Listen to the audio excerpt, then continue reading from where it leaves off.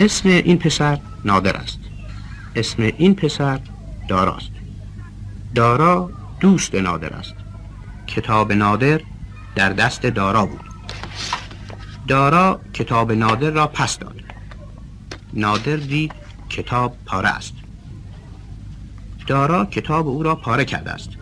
او هم کتاب دارا را پاره کرد.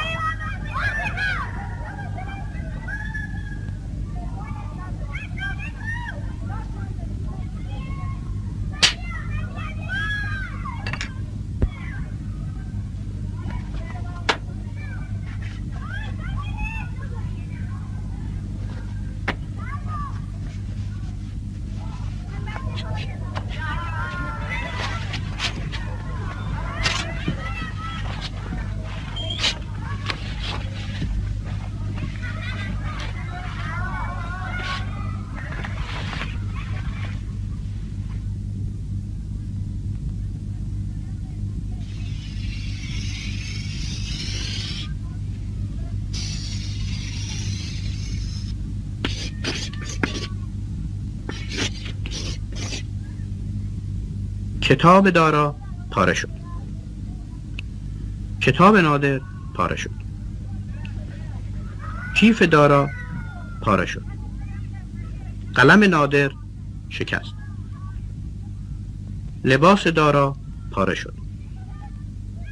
خطکش نادر شکست. کلاه دارا کثیف شد. شال نادر کثیف شد.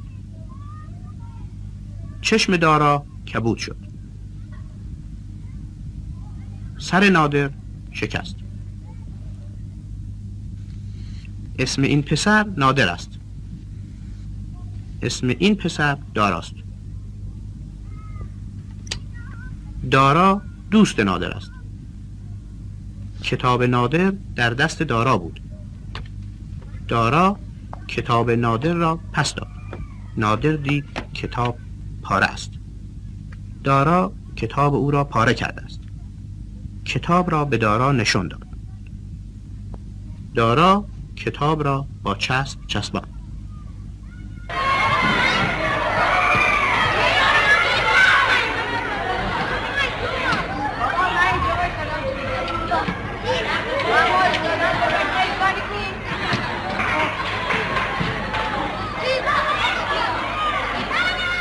اسم این پسر نادر است.